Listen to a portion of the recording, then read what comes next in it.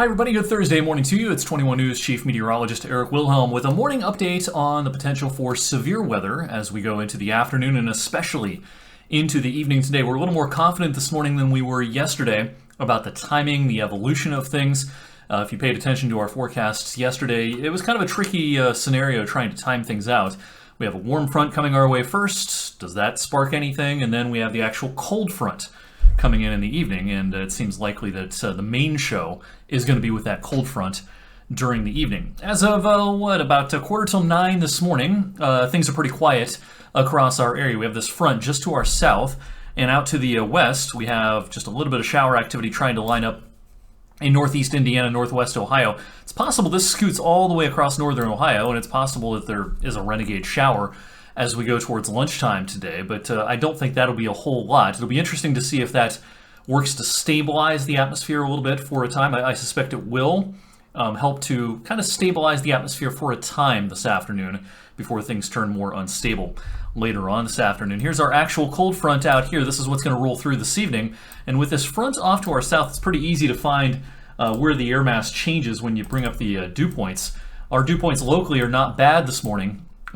Fairly low for this time of the year, but notice how soupy the air is down here in eastern Ohio, or southeast Ohio, I should say, and into parts of Kentucky and Indiana. Dew points are way up there into the lower 70s, and that air mass is going to try to lift northward. The stationary front will become a warm front as we go through the day today, leading to a pretty good chance for some showers and some thunderstorms. So let's talk about the risks today. This is the overall severe weather risk for our region from the Storm Prediction Center, part of the National Weather Service. Basically, the yellow color encompasses all of Ohio and western PA, basically.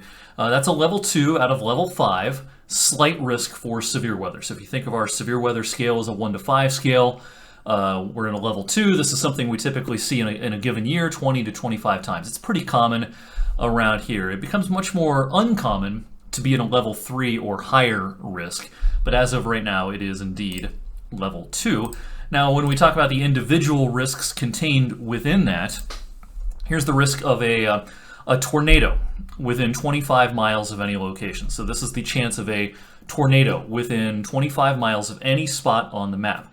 Everywhere where you see green, that's a 2% risk of a tornado. Now, 2% is a really, really small number, right?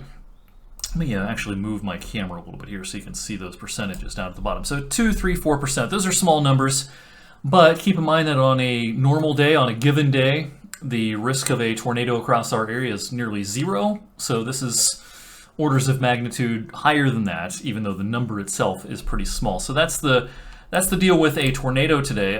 As far as damaging wind gusts, this is our primary concern with thunderstorms later today. We're not going to be able to rule out an isolated tornado, but by far and away, the biggest concern would be wind, straight line wind damage, wind from downbursts coming out of a storm. Don't forget that wind is wind, and your siding, your roof, your trees, things like that, they really don't care if the wind comes from an EF0 tornado or a high-end straight line wind event. A 65 mile per hour wind is a 65 mile per hour wind. So don't discount or don't downplay or underplay the strength of wind, the threat of wind with any thunderstorms later today. This yellow color, that's a 15 to 30% chance of a damaging wind gust on any spot on the map in the yellow area. And then when it comes to hail, these storms could also be pretty prolific hail producers. And where you see this, what we call hatched area out in northwest Ohio, this is where the hail threat is especially high. There could be some 1.5 to 2 inch in diameter hailstones coming out of these storms, particularly in places like Findlay and Lima and Toledo and over towards the Cedar Point area in Sandusky. We're not in that hatched area in eastern Ohio and western PA, but we are in the 15 to 30% chance of large hail.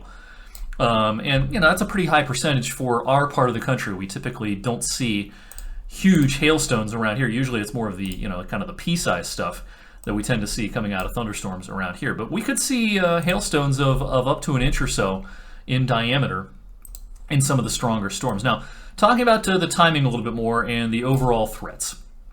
The clock times are up here in the corner of the screen. That little band of showers I showed you moving across northern Indiana into northwest Ohio Unlikely to be much of anything, but there could be a shower with it early in the afternoon. Now we're going to fast forward to about dinner time this evening, about 5 p.m. Now, you don't see a lot on the model here, and I don't think the coverage will be all that high. But any thunderstorm that does manage to, kind of rumble through or be on the prowl, if you will, right around 4, 5, 6 o'clock, even though it'd be fairly isolated, it could still be strong to severe. There might still be hailstones and gusty winds within any isolated activity right around this time, 4, 5, 6 o'clock. But the one thing that we're more confident of today than we were yesterday is that the overall timing, the main show, if you will, is going to be more towards evening hours, closer to sunset. So here we are at 8 o'clock, 9 o'clock, 10 o'clock this evening. This is one model, and this is our slowest model that I've seen so far. It suggests that the bulk of this heavy line does not push through until almost 11 o'clock. I think that's a little too slow at this point. And I say that because some of the other modeling would suggest it's a little sooner than that, and there's better agreement on that idea. So here's a different model, what we call the high-resolution rapid refresh model. This is one of our models that we rely on in severe weather situations quite a bit. It updates once an hour. It doesn't always have exactly the right answer, but because it's an hourly updated model, current conditions are fed into it every hour, and therefore it's a little more reliable than some of the other modeling that we only get fresh data on every 3 or 6 hours. So anyway, here's the latest run of that hourly model, suggesting kind of the main line pushes through closer to 8:30, 9 o'clock, closer to sunset this evening. And here's yet another model, and it kind of has that same idea. Here's 8 o'clock, 9 o'clock. The main line pushes through at that point. So I think that first model I showed you, which is the NAM, North American model, it's a little too slow. And I do think that the highest overall severe weather threat will be somewhere between 7 p.m. and 10 p.m. this evening. Now, embedded in this line, even though this is going to be more of a line of thunderstorms rather than individual supercells, probably, it's more of a line. That would probably decrease the overall tornado risk if it congeals into more of a line, but it would increase the overall wind risk. Lines or bowing lines or clusters of thunderstorms that move through like this typically produce a lot of wind. Typically, there's a lower end chance of a tornado, but again, wind is wind, and don't discount the idea or the notion that contained in this band there might be a 60-mile-per-hour plus wind gust. Here's a look at one model depiction of the wind gusts. Notice the cluster of highest wind gusts is out here on this model in northwest Ohio, and even though you don't see as many bright colors in eastern Ohio and western PA, even though our severe weather risk may be marginally lower in our region as opposed to places like Toledo, we still want you to be weather aware, get ready for this, be prepared for the possibility of power outages for a time tonight. It oftentimes in our area does not take much in the way of wind to cause power problems for hours on end. Make sure your devices are charged up.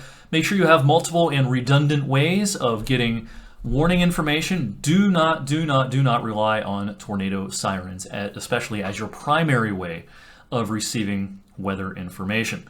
If a warning is issued, whether it be a severe thunderstorm warning or a tornado warning, don't wait for confirmation. Don't go outside and look up at the sky and think because you don't see anything, it's okay.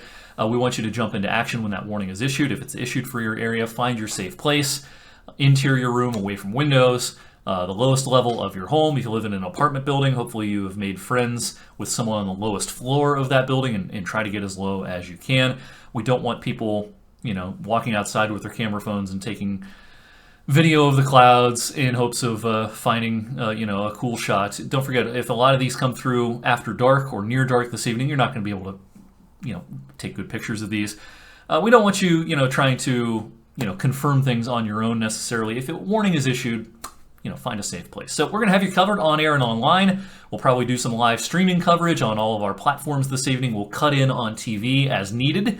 If a tornado warning does happen to be issued, of course, we have to get on the air and interrupt programming, which tends to, make some people upset, but it is the law. It is what we have to do no matter what is on TV. If there's a tornado warning issued, we're going to be on TV trying to give you a heads up and keep you and yours safe. Have a great Thursday, everyone. Look for more updates from me throughout the day on social media, and I'll see you this evening on 21 News at 6 and 11.